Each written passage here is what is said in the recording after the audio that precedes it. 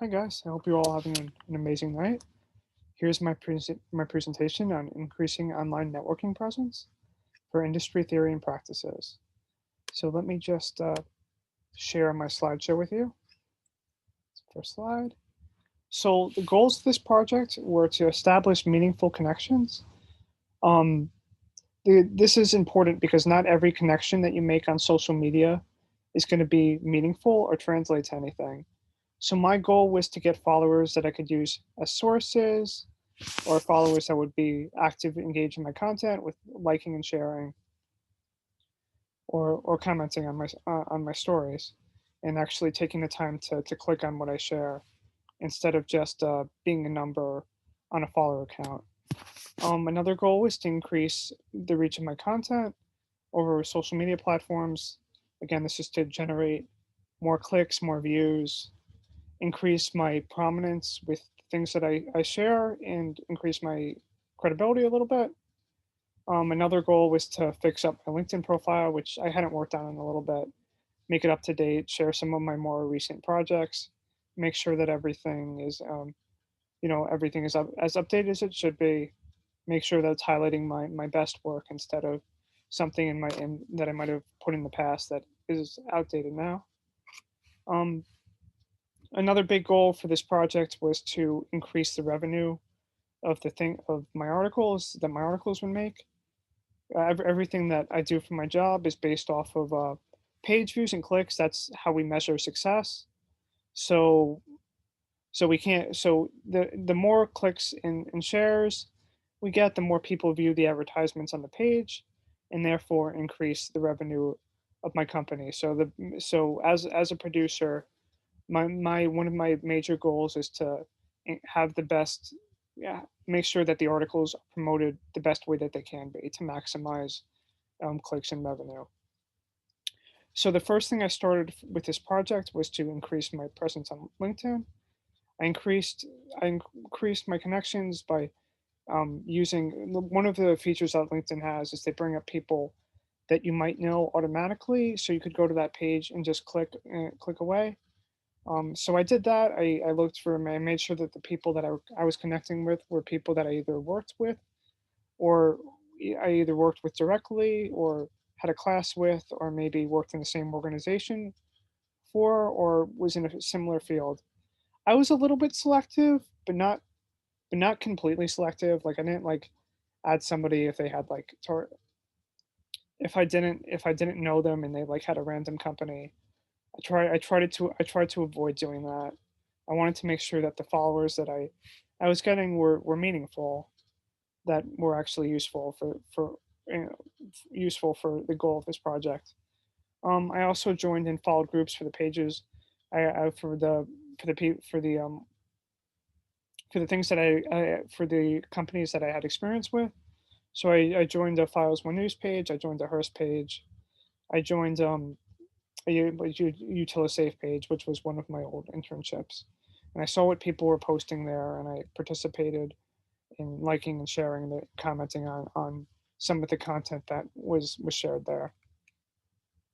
So the first thing I did to make my page a little bit better is I updated my LinkedIn with some of the articles that I'm most proud of, and I made them so that they're easier to find. So we'll take a look here. Loading, loading, loading, loading, loading, loading, loading.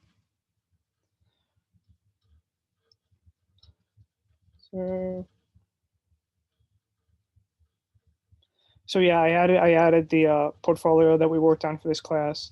Here, the featured gallery kind of pulls up articles a little bit randomly. That's some of the things that I worked on. And a glitch that I actually found is that sometimes the articles are duplicated twice, which is annoying. I'm trying to see if there's a way to fix that. But yeah, as you can see my experience for Hearst, some of the content that I worked on, just click on it. It takes you to it'll take you to an article. Decided to work properly. Mm-mm-mm-mm. Oh yeah, just click view, and then see something I wrote in March.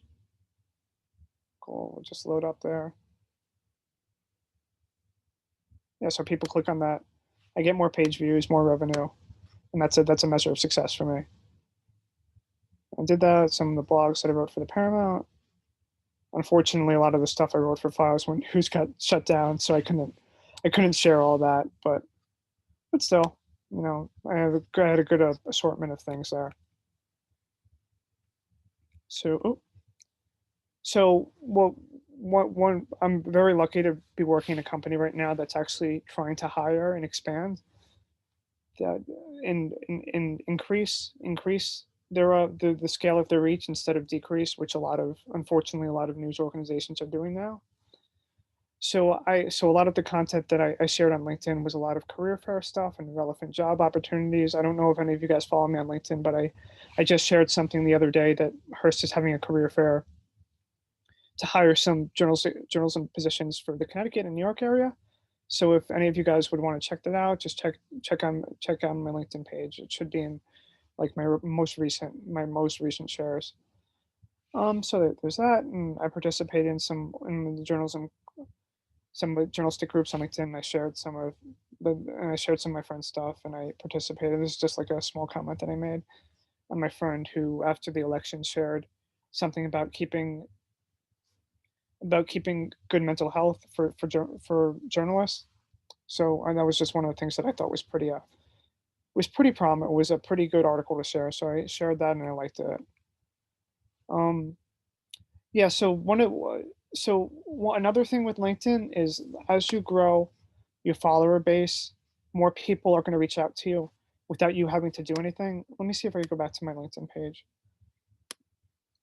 here. So go to my LinkedIn page. I go to my network. I haven't I haven't added people in a few days, but because I expanded my connections so much, now people are just finding me automatically. So we have looks like a few investors here, production assistants. So that would be a good meaningful connection. Marketing business leader. So all these people just found me, you know, all on their own, and I didn't have to do anything. Well, while I worked on this project, I expanded my follower base from like 400 something to like over 16 1600. That's a reason why, and I guess a lot of people have me within their network, whether it be like a first or second connection, and I guess that makes it really easy for people to find me. So let me just go back to this and 0% loading. Okay, so yeah. Unfortunately, one of the downsides to having such a large follower base on LinkedIn is that people are going to find you and like invite you into pyramid schemes. Like, do you want to start your own business? Do you want to work for Cutco or whatever?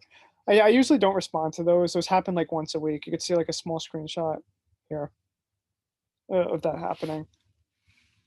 So the other platform that I chose to try to expand my reach on was Instagram.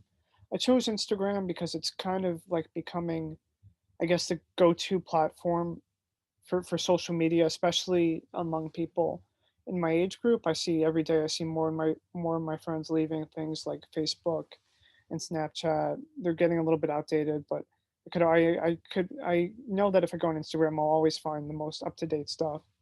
I go on Instagram a lot when I'm looking for stories to promote for my job as well, since a lot of the big news organizations will post breaking news updates. So if I see that like the New York Times or Fox News posted like the death of an important person, I know that I could just go to the content management system for my work, look for an article from the Associated Press, and I could find that article. So Instagram is very useful for breaking news situations.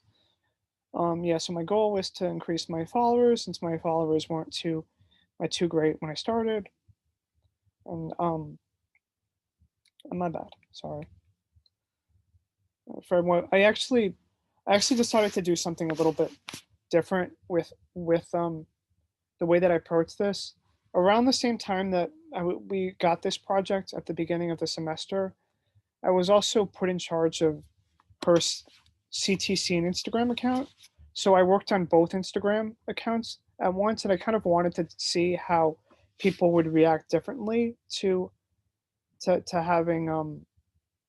having information shared with both a professional account and a personal account, because there is a difference. Like I one of my theories was that people may not want to see news so much on like somebody's personal page, and they might be more inclined to engage with articles from a page that strictly deals with news. So we're going to go on and see if that theory had any validity.